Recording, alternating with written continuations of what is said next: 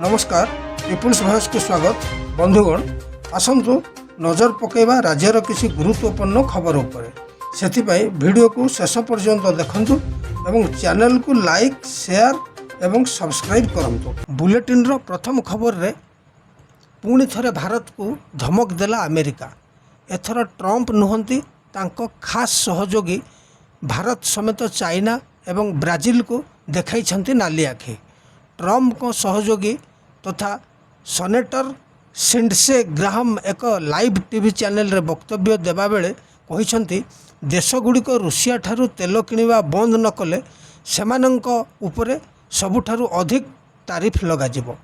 एठारे Bharat China Brazil परि जो देश रुषिया ठारू तेल किणुछंती सेमानंक उपरे 100% तारिफ लगाजिबार योजना करुछंती ट्रंप, जहा फଳରେ सेमानंक अर्थनीति भुसुड़ी पड़ो बोली से कहिछंती। बुलेटिन रो परवर्ती खबर रे ओडिशार समस्त उच्च शिक्षानुष्ठान रे छात्र छात्री आत्मरक्षा और सशक्तिकरण पाई लोकंक सरकार ऐतिहासिक पदक्षेप शक्तिश्री योजना कार्यकारी करिछंती।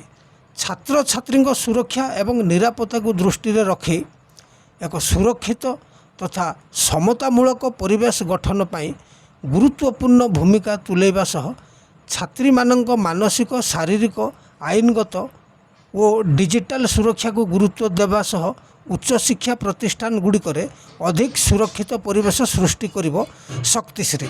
बुलेटिन रो परवर्ती खबर रे आसिला श्रमिक मानक पई नुआ गाइडलाइन। आंतरराज्य प्रवासी श्रमिक माने जानी रखंतु जे आंतरराज्य प्रवासी श्रमिक नियुक्ति नियंत्रण और सेवा शर्तावली आईन 1979 अनुसार श्रमिकों को नेबा निमंते ठिकादार गोटे वैध अनुमति पत्र बा लाइसेंस थिबा आवश्यक। प्रत्येक श्रमिकों को ठिकादार गोटे परिचय पत्र देबे जो नियुक्ति तारीख सविशेष मजूरी विवरणी इत्यादि उल्लिखित रहिबा उचित। स्त्री किंबा पुरुष श्रमिकों को समान काम पाई समान मजूरी और सर्वनिम्न मजूरी निश्चय दियाजिबो। नियुक्तिदाता प्रतिनिधि उपस्थिति रे मजूरी प्रदान कराजिबो आवश्यक। एही मजूरी चुक्ति अनुसार दैनिक साप्ताहिक पाक्षिक किंबा मासिक भित्तिरे दियाजिबा उचित। ठिकादार श्रमिकों यातायात खर्च एवं स्थानांतर भत्ता मध्य देबे एवं एहा मजूरी रू कटा जाई परिबो नाही। बुलेटिन रो परवर्ती खबर रे सबु चाषींकर हेबो ई केवाईसी। नकली चाषी को चिन्हट करने को ई केवाईसी करिवे सरकार। चलित मास 19 तारिख रु पंजीकरण आरंभ होइथिबा बेले अगस्त 20 तारिख पर्यंत यह चलिबो। एही पंजीकरण समय रे समस्त चाषी ई केवाईसी करने को मंत्री परामर्श दैछन्ति। सेवा समवाय पंजीकरण समय रे ई केवाईसी कराई पारिबो। विभिन्न स्थान रे समस्या उपजिबा परे चाषी पंजीकरण को सरलीकरण कले राज्य सरकार। अपरपक्षे अनेक नकली चाषी सरकारी सुविधा नेउथबा नजर को आसिबा परे विभाग एपरी पदक्षेप नेइछे। बुलेटिन रो परवर्ती खबर रे ओडिशा बंद आंदोलन पाई कांग्रेस और बीजेडी को हाईकोर्ट को नोटिस। काहींकि वो केउ परिस्थिति रे ओडिशा बंद कले से नहीं नोटिस करिसंती हाईकोर्ट। ओडिशा बंद जोगु साधारण जनता नाही नथिबा समस्यार सम्मुखीन होइथिले। सेपटे बालेश्वर एफएम कॉलेज छात्री आत्महत्या घटना रे क्राइम ब्रांच तदंत को नहीं संतोष प्रकाश करिसंती हाईकोर्ट।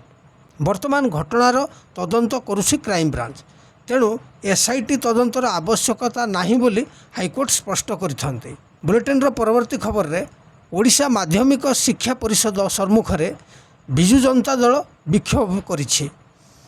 प्रश्नपत्र प्रघट अभियोग रे ओडिशा माध्यमिक शिक्षा परिषद द्वारा परिचालित स्वतंत्र शिक्षक योग्यता परीक्षा ओटीईटी शेष मुहूर्त रे बातिल हेबा परे विजु छात्र और युव जनता दल तरफ कटक स्थित ओडिशा माध्यमिक शिक्षा परिषद कार्यालय सम्मुख रे आज विक्षोभ प्रदर्शन करा जायछि।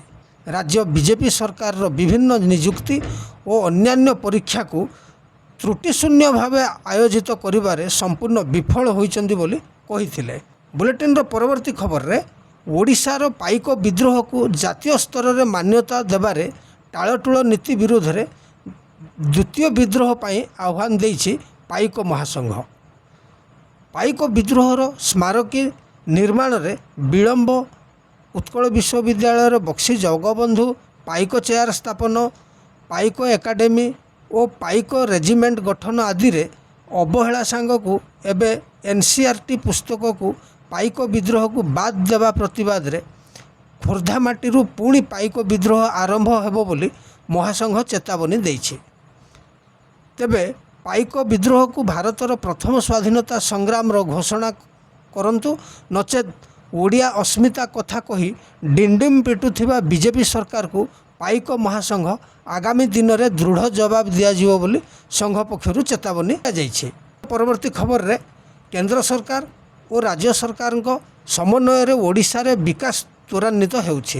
ଏହି କ୍ରମରେ ମାନ୍ୟବର ମୁଖ୍ୟମନ୍ତ୍ରୀ ଶ୍ରୀଯୁକ୍ତ ମୋହନ ଚରଣ ମାଝୀଙ୍କ ପ୍ରସ୍ତାବକୁ ଗ୍ରହଣ କରି ନୀତି ଆୟୋଗ ଓଡ଼ିଶାର ଆହୁରି 11ଟି ବ୍ଲକକୁ ଆକାଂକ୍ଷୀ ବ୍ଲକ ଭାବେ ଘୋଷଣା କରିଛନ୍ତି। ଆକାଂକ୍ଷୀ ବ୍ଲକ ଯୋଜନା ଏକ ସର୍ବସ୍ପର୍ଶୀ ଓ ସର୍ବସମାବେଶୀ ବିକାଶ ପ୍ରକ୍ରିୟା, ଯେଉଁଥିରେ ବିଭିନ୍ନ କେନ୍ଦ୍ରୀୟ ଓ ରାଜ୍ୟସ୍ତରୀୟ ଯୋଜନାଗୁଡ଼ିକର ସମନ୍ୱୟ ମାଧ୍ୟମରେ ପଛୁଆ ଅଞ୍ଚଳଗୁଡ଼ିକର ସାମାଜିକ ଅର୍ଥନୈତିକ ସୂଚକାଙ୍କରେ ଦ୍ରୁତ ଉନ୍ନତି ଆଣିବାକୁ ଲକ୍ଷ୍ୟ ରଖାଯାଇଛି। ନୀତି ଆୟୋଗ ଦ୍ୱାରା ପ୍ରକାଶିତ ଏହି ନୂତନ ତାଲିକାରେ କେନ୍ଦୁଝର ଜିଲ୍ଲାର 5ଟି ବ୍ଲକ, ଚମ୍ପୁଆ, ଝୁମ୍ପୁରା, କେନ୍ଦୁଝର ସଦର, ପାଟଣା ଓ ତେଲକୋଇ ଏବଂ ମୟୂରଭଞ୍ଜ ଜିଲ୍ଲାର 6ଟି ବ୍ଲକ ଯଥା ବହଳଦା, ବିଜାତଳା, ଜାମଦା, କୁସୁମୀ, ରାଇରଙ୍ଗପୁର ଓ ତିରିଙ୍ଗ ସାମିଲ ହୋଇଛି। ଏହାସହ ଓଡ଼ିଶାରେ ମୋଟ ଆକାଂକ୍ଷୀ ବ୍ଲକ ସଂଖ୍ୟା ବର୍ତ୍ତମାନ 40କୁ ପହଞ୍ଚିଛି। ଏହାଦ୍ୱାରା ଓଡ଼ିଶାର ଗ୍ରାମୀଣ ଅଞ୍ଚଳର ସର୍ବାଙ୍ଗୀନ ବିକାଶ ଆହୁରି ତ୍ୱରାନ୍ୱିତ ହେବ।